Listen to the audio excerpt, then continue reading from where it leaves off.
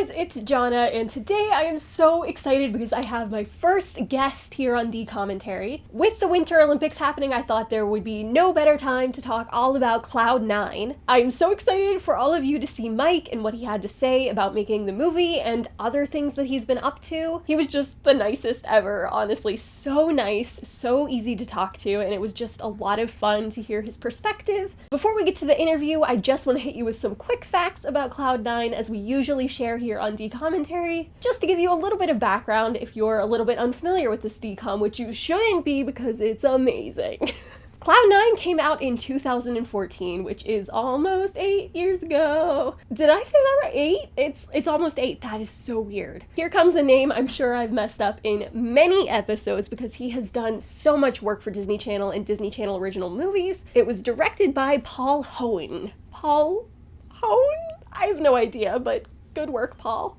It was written by Justin Ware, and it stars a lot of really notable people. Of course, Mike Manning, who I will be talking to, but also Dove Cameron, Luke Benward, Kiersey Clemens, Patrick Fabian, and Jeffrey Nordling. The first promo for Cloud9, the first time we saw a little sneak peek of it, was actually during the Good Luck Jessie crossover. That was on November 29th, 2013, and the movie premiered on January 17th, 2014. So it has been 8 years, officially. That's what is time. I have always been a really big fan of Cloud9. I think the message is clear as day, and it's that you can... Things are falling. I was having a meaningful moment. To me, the message is that you can do anything that you set your mind to, and that nothing is impossible, which Dove Cameron's character Kayla says often throughout the film. It's also just really cool to see snowboarding and snow and fun dogs and shenanigans. All in all, it's got something for everyone, I think. You know, there's romance, there's comedy, there's drama, there's sports. The pacing of Cloud9 is unlike any other. That movie moves so fast. Never a dull moment. It's honestly just great from start to finish and such an enjoyable watch, especially during the Winter Olympics. It's a great way to get in the spirit. So without further ado, let's hear what Mike had to say. Hey everyone, it's Jonna, and today I'm here with a special episode of DCOMmentary with my very first guest, Mike Manning.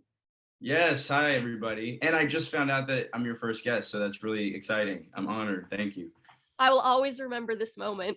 Me too. So I'm going to start off asking, I have to know, did you have a favorite Disney Channel original movie growing up?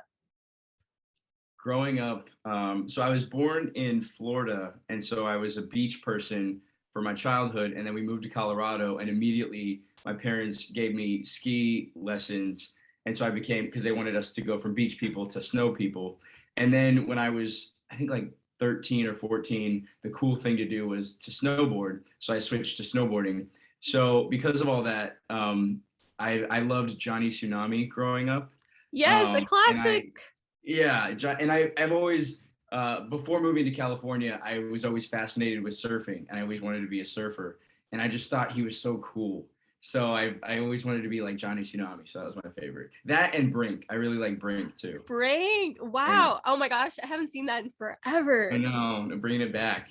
Wow. So we're here to talk about Cloud9, which came out in 2014, which doesn't seem like that long ago, but at the same time, kind of seems like a long time ago. Yeah, no, it seems like it's funny because I'll know when Disney is replaying the movie because I'll get like a bunch of Instagram and Twitter messages of like, Yeah. love you in Cloud9, and I'm like, wait a second, it's been so long since that came out. But yeah, it feels, in some ways it feels like a long time, and then in some ways it feels like yesterday Right. that I did that movie. I actually, Colton Tran, who is played one of my friends in the movie. So as you know, I was Nick Swift, and then one of my friends was played by Colton Tran, and he just directed a movie that I just finished shooting a couple days ago, and so it's What? like full circle. Like, yeah, it's cool. That is so cool. Wow. Yeah. So you mentioned snowboarding earlier in our talk. Did you have to do anything special, any special training for this movie, or did it just come so naturally to you? I wish I could say it came naturally, but no, it didn't. So I knew how to snowboard before I was cast, but some of the stunts they had us do were insane. And so each of us had a stunt double, and my stunt double's name was Nick Fuca, and they were all like either on the US Olympic team or they used to be on the US Olympic team. And so they were like the top of the top, like amazing snowboarders. And I'm so glad because I can do a tenth of what they can do. Like, and it was cool because we did go through a couple weeks of snowboarding training before we Oh, started cool. shooting. For some of the cast to even learn how to stand up on a snowboard, and then for those of us that knew how to do it, just to get a little bit better. And so I did, in training with them, I did get better. I learned, a couple more grabs and like 360s and like grinding on the rails and stuff. A lot of stuff that I was always too scared to do, like I learned how to do Wow.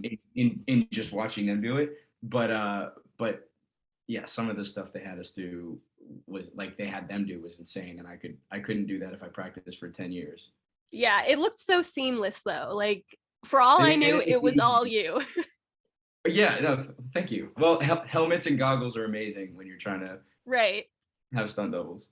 Yeah, yeah, true. Would you ever snowboard down Tyson's Peak? Tyson's Peak from the movie that Dove Cameron's character goes down. Like, I can't imagine doing that personally, but would you ever Yeah, do it? I think I would do it. Yeah, I think I could. Wow. I admire that so much. Yeah, I kind of love, like, I'm somebody that will bungee jump and skydive and all the things. So I kind of am an adrenaline junkie. So I would do it. Yeah, I love that. You filmed in Utah. Is it true that temperatures got down to -50? I read that somewhere. Wow, I don't know if it was -50, but it Maybe was it pretty. felt like it. Yeah, maybe with the wind chill or something, it felt like -50. Um, I remember my first day on set. One of the first scenes we shot was the breakup scene with me and Dove, and Oh, it's where we're sitting there, and I'm basically explaining to her why we can't go out anymore. And I remember the makeup guy put chapstick on me, and then lip gloss on her or whatever, and we're talking, and our lips are freezing, and the director kept being like, Mike, enunciate, enunciate, and I'm like sitting there like, I can't, like I can't.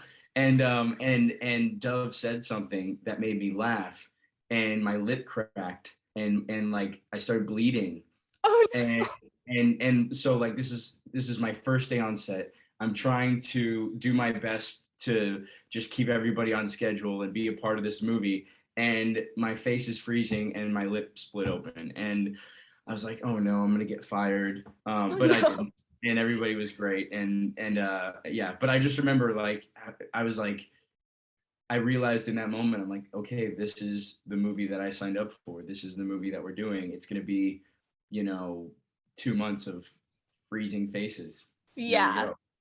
definitely. I heard about a trick that they used in another movie where you like, is it you put ice cubes in your mouth or am I making that up? Something to make your breath not show. But I guess you guys were supposed to be cold.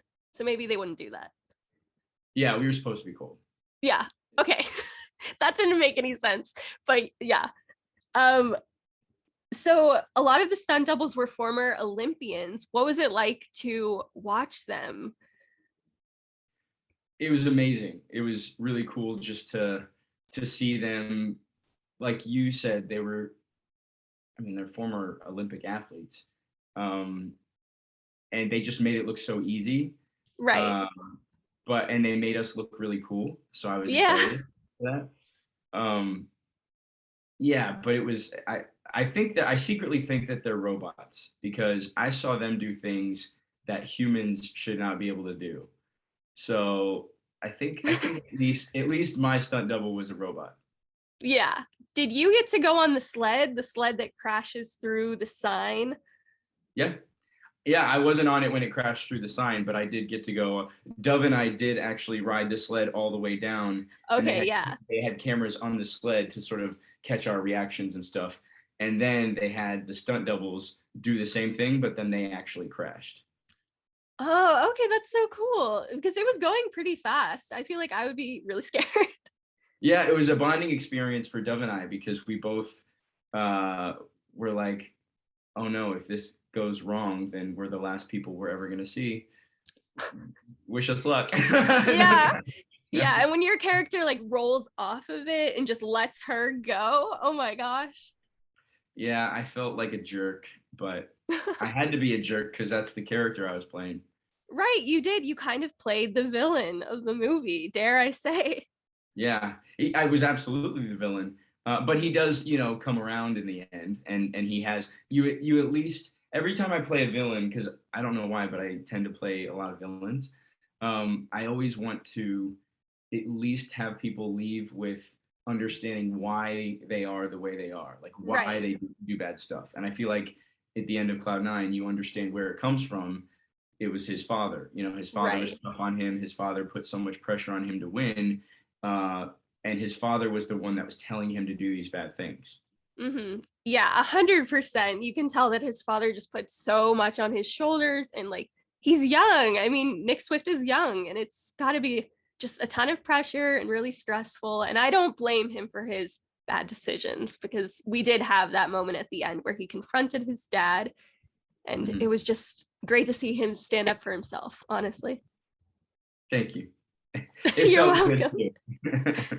What was it like working with Jeffrey Nordling? I don't know if that's how you say his name, but he has Mhm. been in Big Little Lies recently, which is pretty cool, and a lot of other things. Same with Patrick Fabian. Is that how you say it? He's Patrick been in a lot. Fabian, I think is how you say it. Fabian, Um, thank you, because he's been in yeah, DCOMs, and I've been saying his name wrong this entire time.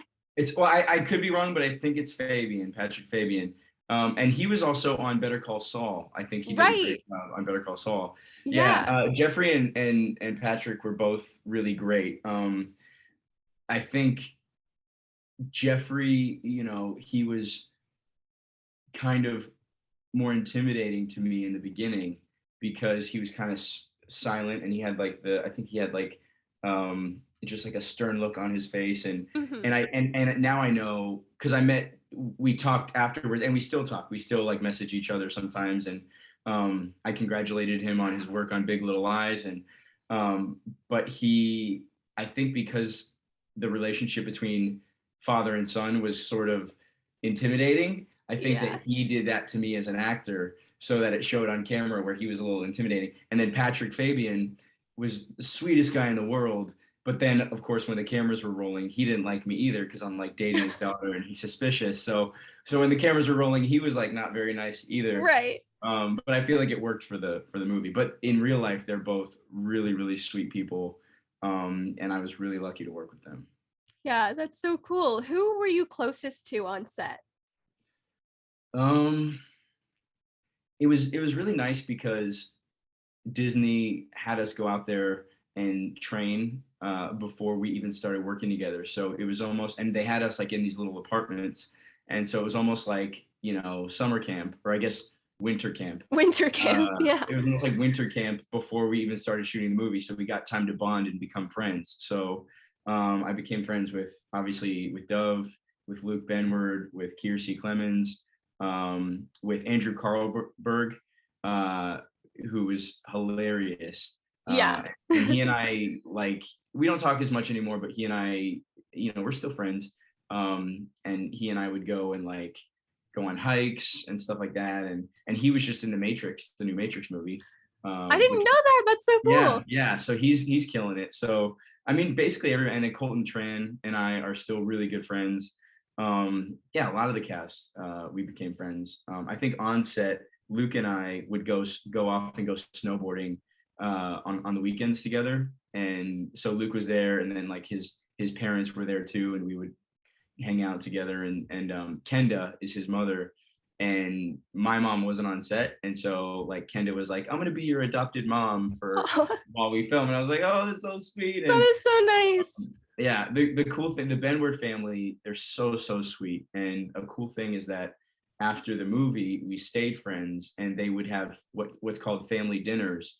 Um, and they would have everybody come over and do like a potluck kind of thing. And their reasoning is that so many actors, especially child actors, young actors in Hollywood, we move from somewhere else and we don't have our families here, so we kind of miss that like family environment. And so they would have, on Sunday nights, they would have family dinner where everybody goes and like we act like one big family. And that's where I met like Jordan Fisher and Jordan Fisher, my yeah. favorite actor. Oh, he's amazing. He's the sweetest guy. And Oh like my gosh. I went Christmas caroling with Dove and Luke and Jordan and a bunch of those guys. And yeah, it was fun. And then and then Gracie, Luke's sister, actually just married another friend of mine. And so I've like recently reconnected with her and everything. So it's That nice. is so cool. Yeah. It's like one big community, Yeah, that's so nice to hear, like rather than, oh, it was terrible and we all hated each other. Like that's just really... yeah. Wouldn't it be, what would you say? What would you do if you just asked me that question? I was like, oh, it was awful. I would be like, and next question. Yeah. Yeah, I'm so glad to hear that about Luke. I mean, I've seen Luke in a lot of projects. I did a lot of Girl Meets World videos and I was invited to set with August Maturo, who I know you just worked with recently. Yeah. His mom invited me to set and we made videos together and Augie like directed one and wrote it himself. It was very cute. But Luke was on Girl Meets World, which was really cool. So another sort of, 6 degrees of separation. So just did that horror film with August Maturo, where August Maturo played my younger brother.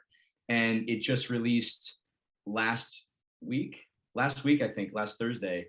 It's on Shudder now.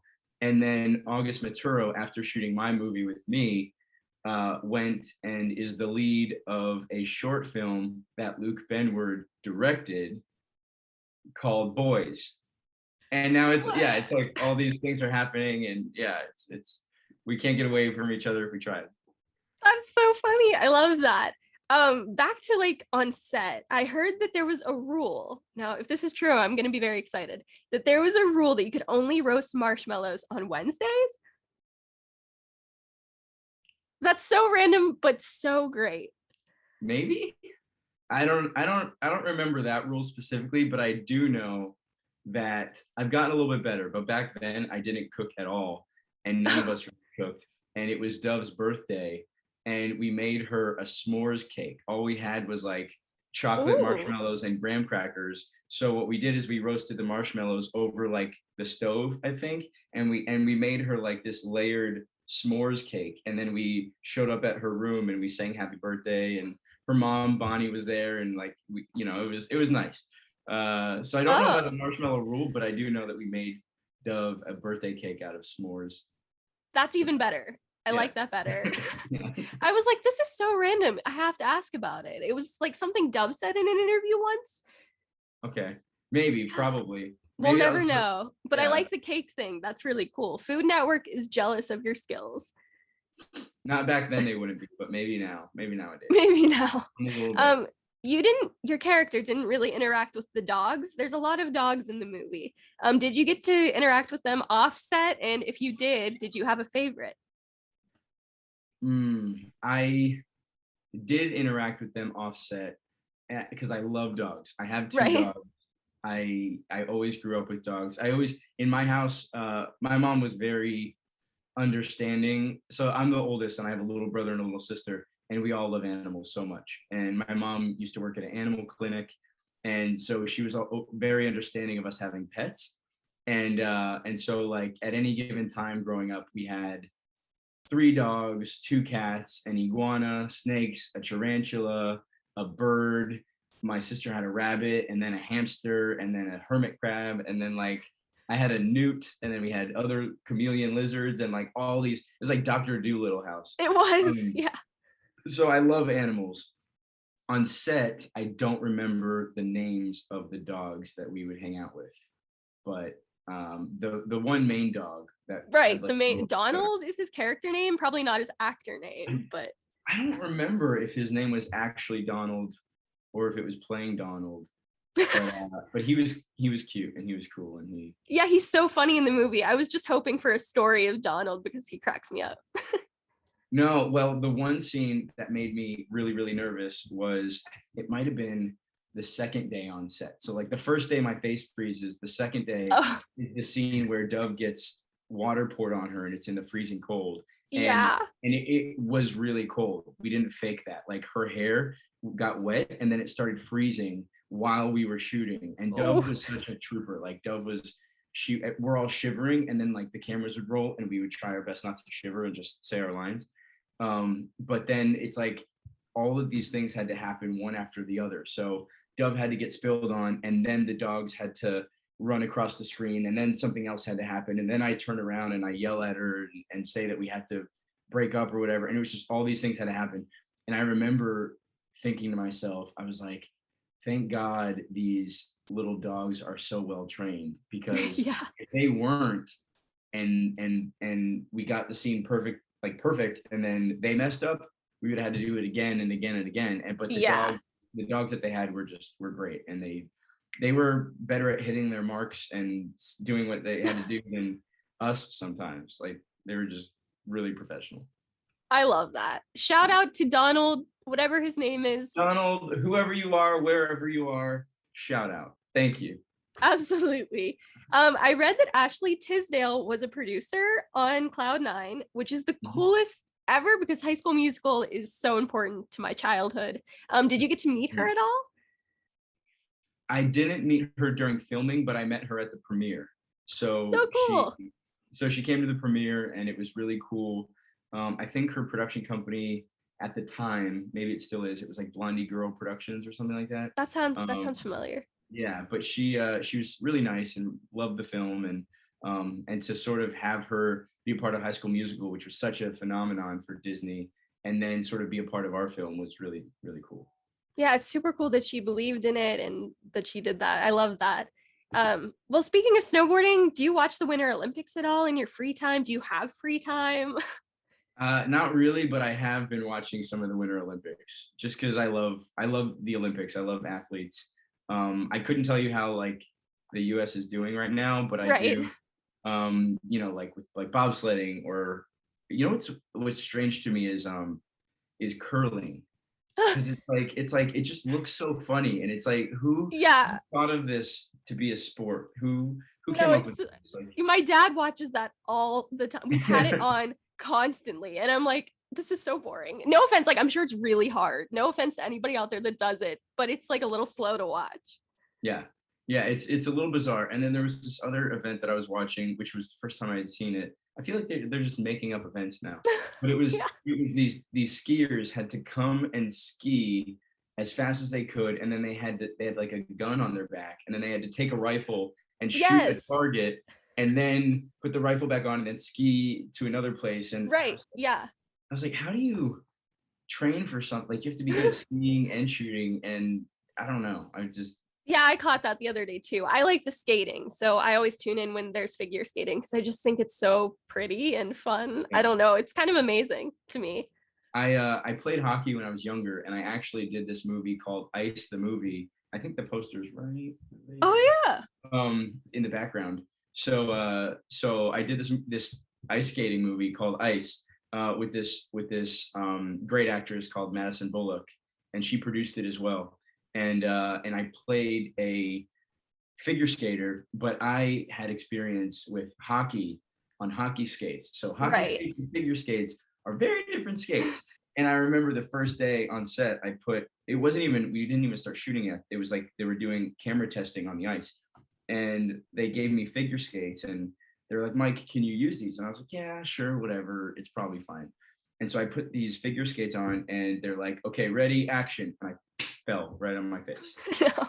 And everybody is like, do you really know how to skate? And I was like, yeah, great, cool. So I stand back up and action. I fall again. And I was like, oh no, they're gonna fire me. And I was like, hey, can I please get like hockey skates instead of figure skates? And then they gave me hockey skates, and then it was fine. Wow. I never knew that there was like a big difference there. Well, yeah, and I knew there was a difference, but I didn't know how difficult it was to go from one or the other. Because in hockey skates, it's sort of like this like crescent moon shape. Oh, and okay. You lean forward and you push off with your legs, and that's sort of how you propel yourself.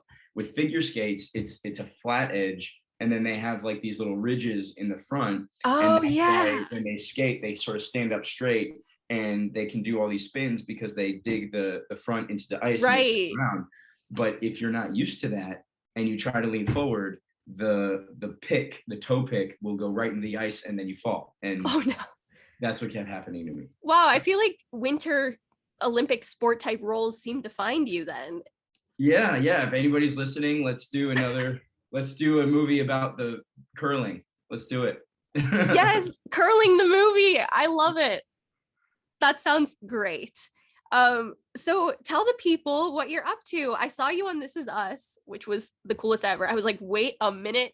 They're from Cloud9. Like, it was the coolest ever. Yeah. This Is Us has been great. And my character makes a few more appearances this season. So as the new Manny. So that's kind of cool. Yes, amazing. It's been fun because it's such an important character to Justin Hartley, his character Kevin. It was such an important storyline for him. And then now to have him in the Manny reboot, to have him being like the dad, and then I'm like the new Manny, it's really cool. And Justin's been so nice to work with and really, really chill. And then and everybody, in fact, on the show has been really nice. That's great. Yeah. A lot of the times the actors on the show will direct different episodes. And so like Milo directed one of the episodes that I shot and he was cool too. And I didn't get to meet, I met Chrissy Metz and Justin and some of the other cast. I didn't get to meet Mandy Moore yet, which I wanted to. One of my girlfriends growing up, she was obsessed with A Walk to Remember.